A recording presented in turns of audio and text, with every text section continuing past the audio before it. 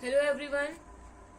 आज का हमारा जो टॉपिक है वो है measurement of the standard electrode potential.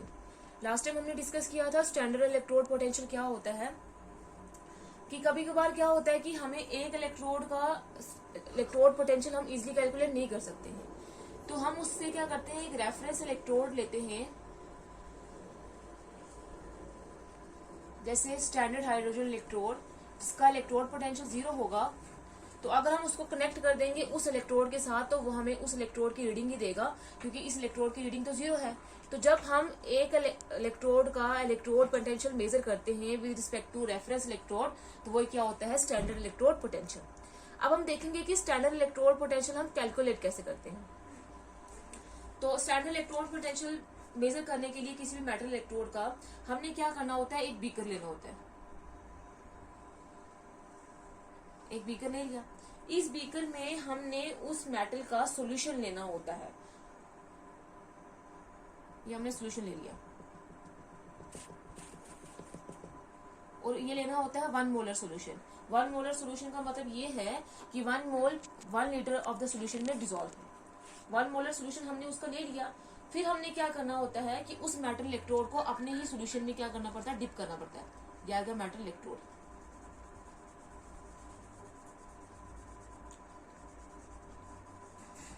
इस मेटल इलेक्ट्रोड को अपने सॉल्यूशन में डिप करना होता है। उसके बाद इस हाफ सेल को कनेक्ट करना होता है स्टैंडर्ड हाइड्रोजन इलेक्ट्रोड से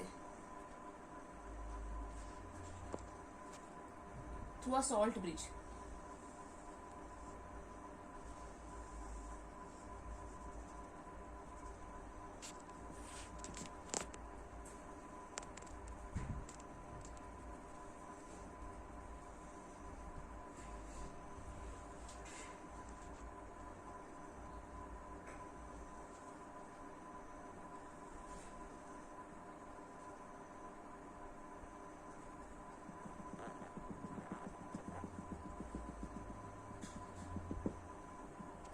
इसमें 1 मोल H पॉजिटिव आइंस होंगे, मतलब ये 1 मोल HCl सोल्यूशन होगा यहाँ पे, और यहाँ पे 1 मोलर किसका सोल्यूशन होगा, जिस मेटल का इलेक्ट्रोड पोटेंशियल हमने निकालना है।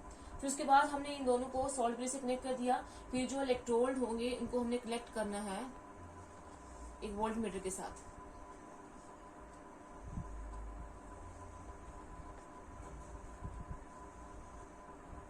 वोल्ट मीटर के साथ हमने कनेक्ट कर दिया। ये आ गया सॉल्ट ब्रिज, ये आ गया वोल्ट मीटर।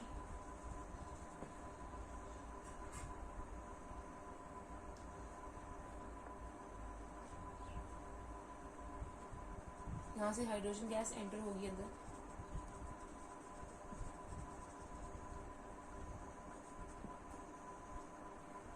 तो ये आ गया एक सेटअप जहां से हम standard hydrogen electrode potential calculate कर सकते हैं।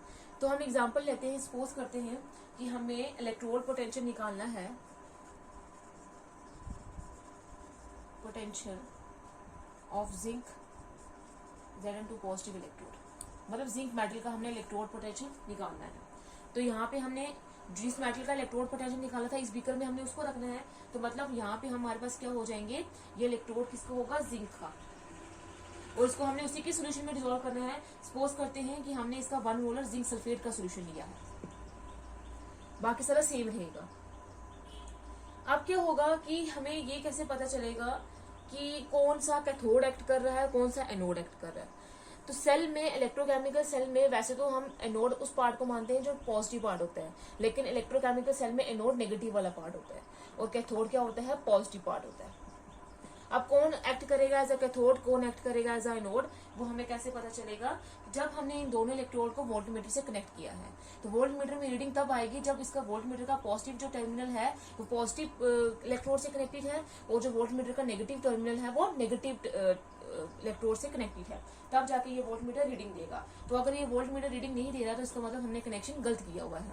तो जो अगर पॉजिटिव जो पार्ट होगा इलेक्ट्रोड का वोल्टमीटर का, वो पॉजिटिव इलेक्ट्रोड के साथ ही कनेक्टेड होना चाहिए, और जो नेगेटिव टर्मिनल होगा वो नेगेटिव इलेक्ट्रोड के साथ ही कनेक्टेड होना चाहिए।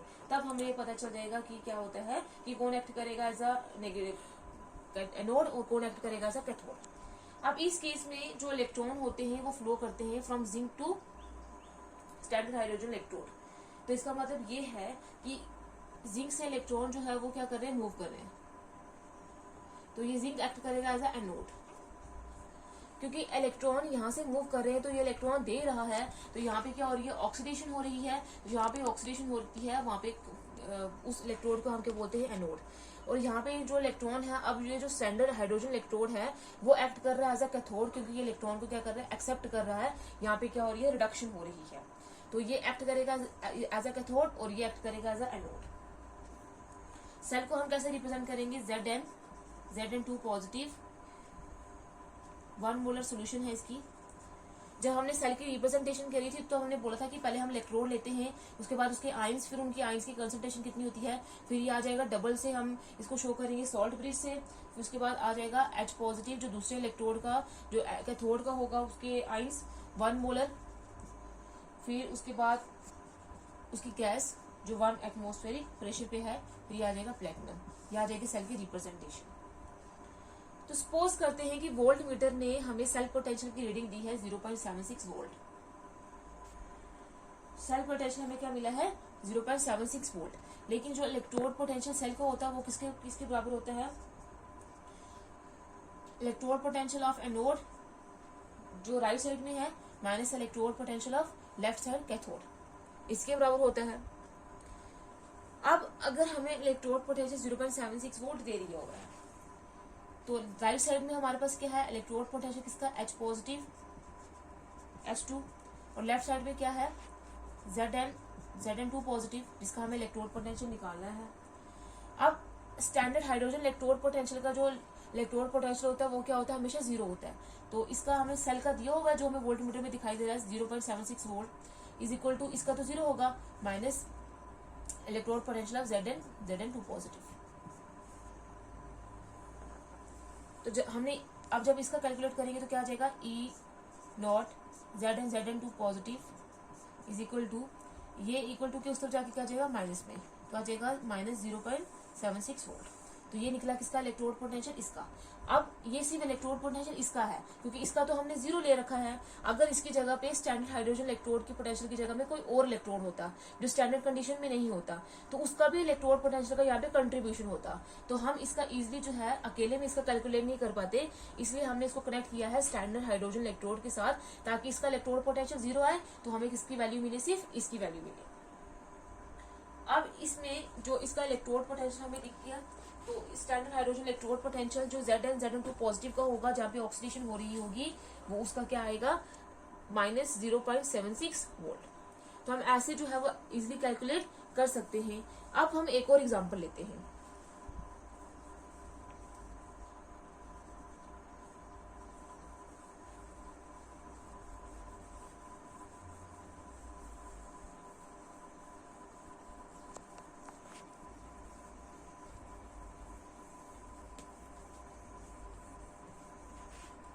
सेकंड है electrode potential of copper two positive copper electrode. अब हम इस इलेक्ट्रोड का, जो कॉपर का इलेक्ट्रोड होगा, उसका इलेक्ट्रोड पोटेंशियल कैसे कैलकुलेट कर सकते हैं। तो हमने क्या करना है, इसके लिए इसका एक बीकर लेना है। इस बीकर में क्या करना है, जिसका हमें इलेक्ट्रोड पोटेंशियल निकालना है, उसका इलेक्ट्रोड हमने यहाँ पे डिप कर देना है बीच में, और उसको डिप करना है उसी के सोल्यूशन में। तो हमने ये ले लेना है 1 मोलर कॉपर सल्फेट का सोल्यूशन। यहाँ पे 1 मोलर कॉपर 2 पॉजिटिव आयन होंगे। फिर हमने इसको स्टैंडर्ड हाइड्रोजन इलेक्ट्रोड पोटेंशियल के साथ कनेक्ट करना है थ्रू सॉल्ट ब्रिज।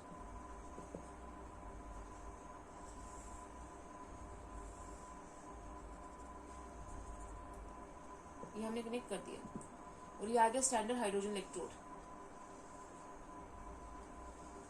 प्लेटिनम की वायर,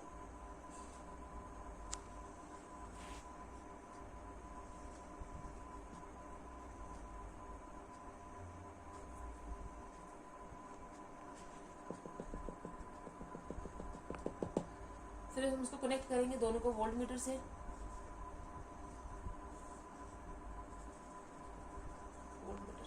या ये सॉल्ट ब्रिज, इसमें होगी 1 मोलर HCl सॉल्यूशन जो हमने कल डिस्कस किया था। 1 मोलर H पॉजिटिव आयंस होंगे यहाँ पे, ये आ गया इसका सेटअप। इस केस में क्या है, अब हमने इसको लेफ्ट साइड में और इसको राइट साइड में क्यों लिया है, क्योंकि यहाँ पे जो कॉपर का जो इलेक्ट्रोड है, इसमें हाइड्रोजन की ग्रेटर टेंडेंसी होती है इलेक्ट्रॉन लूज करने की, जिसकी वजह से ये एक्ट करेगा। इलेक्ट्रॉन लूज करने वाले को हम क्या बोलते हैं, एनोड। यहाँ पे ऑक्सीडेशन हो रही होती है और एनोड को हम हमेशा लेफ्ट साइड में लिखते हैं, तो इसलिए ये एक्ट करेगा इस बार एनोड। और कॉपर जो है वो इलेक्ट्रॉन एक्सेप्ट करेगा, इसलिए ये एक्ट करेगा क्या, कैथोड।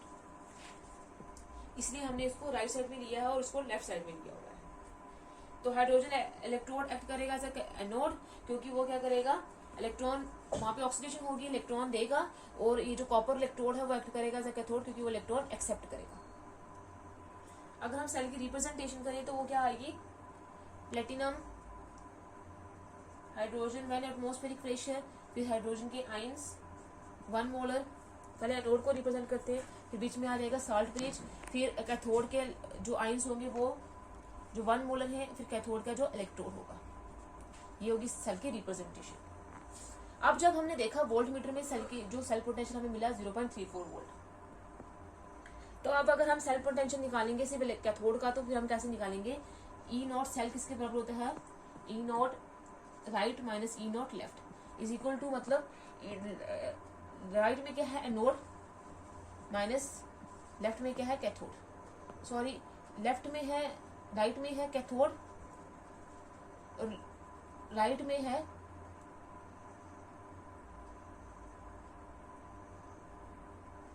राइट में आ गया कैथोड, लेफ्ट में है एनोड।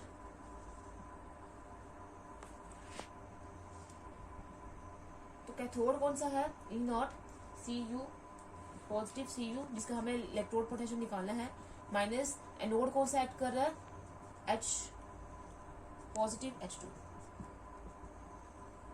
तो ई नॉट सेल का हमें कितना दिया हुआ है 0.34, और कॉपर का तो हमें निकालना है, और स्टैंडर्ड हाइड्रोजन इलेक्ट्रोड पोटेंशियल क्या होता है, हमेशा 0 होता है। तो यहाँ से अगर हम देखें तो इलेक्ट्रोड पोटेंशियल कॉपर तो पॉजिटिव और कॉपर का क्या निकला है 0.34 वोल्ट। अब ये जो इलेक्ट्रोड पोटेंशियल निकला है वो क्या निकला है, पॉजिटिव निकला है। तो ऐसे जो है हम किसी भी स्टैंडर्ड के साथ, स्टैंडर्ड हाइड्रोजन इलेक्ट्रोड के साथ कनेक्ट करके किसी भी इलेक्ट्रोड का इलेक्ट्रोड पोटेंशियल कैलकुलेट कर सकते हैं। लेकिन ये बात ध्यान में रखनी है कि वो इलेक्ट्रोड यहाँ पे रिडक्शन हो रही होगी with respect to standard hydrogen electrode, जहाँ पे क्या हो रही होगी, रिडक्शन हो रही होगी, जो इस केस में है। तो जो रिडक्शन पोटेंशियल होगा वो हमेशा क्या होगा, पॉजिटिव होगा। वैसे हमने क्या बोला था कि जो रिडक्शन पोटेंशियल होता है वो क्या होता है, ऑक्सीडेशन पोटेंशियल का रिवर्स होता है। लेकिन जब यहाँ पे with respect to standard hydrogen electrode जब रिडक्शन हो रही होगी उस इलेक्ट्रोड में, तो जो रिडक्शन पोटेंशियल आएगा वो क्या आएगा, पॉजिटिव आएगा। लेकिन जब इलेक्ट्रोड में ऑक्सीडेशन हो रही होगी with respect to standard hydrogen electrode potential, जो हमने पहले एग्जांपल पढ़ी है, उसमें जो इलेक्ट्रोड पोटेंशियल वो क्या होगा, नेगेटिव होगा। तब जो इलेक्ट्रोड पोटेंशियल क्या होगा, नेगेटिव होगा, क्योंकि वहां पे ऑक्सीडेशन हो रही है, तो रिडक्शन पोटेंशियल क्या होगा, ऑक्सीडेशन पोटेंशियल की क्या होगा, रिवर्स होगा। लेकिन जब यहाँ पे रिडक्शन हो रही होगी तो वो रिडक्शन पोटेंशियल पॉजिटिव आएगा, जब ऑक्सीडेशन हो रही होगी तो रिडक्शन पोटेंशियल क्या आएगा, नेगेटिव आएगा।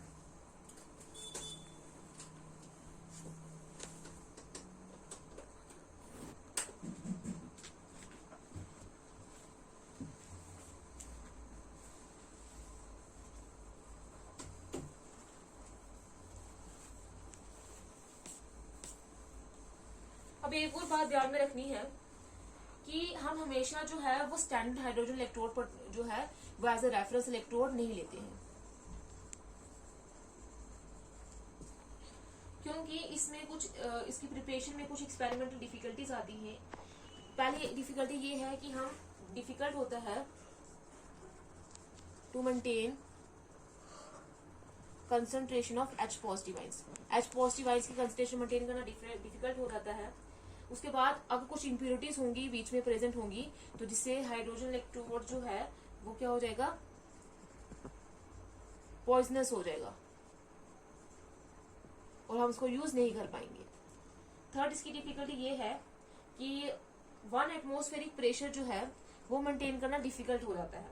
तो इसीलिए हम हमेशा जो है वो शी को स्टैंडर्ड हाइड्रोजन इलेक्ट्रोड को हमेशा रेफरेंस इलेक्ट्रोड यूज नहीं करेंगे, कुछ सेकेंडरी रेफरेंस इलेक्ट्रोड भी हम यूज कर सकते हैं, सेकेंडरी रेफरेंस इलेक्ट्रोड भी यूज कर सकते हैं। जो मोस्ट कन्वीनियंट जो है वो जो हम सेकेंडरी रेफरेंस इलेक्ट्रोड यूज करते हैं वो है कैलोमोल इलेक्ट्रोड। इस कैलोमोल इलेक्ट्रोड को हम यूज कर सकते हैं किसके जगह पे, स्टैंडर्ड हाइड्रोजन इलेक्ट्रोड की जगह पे।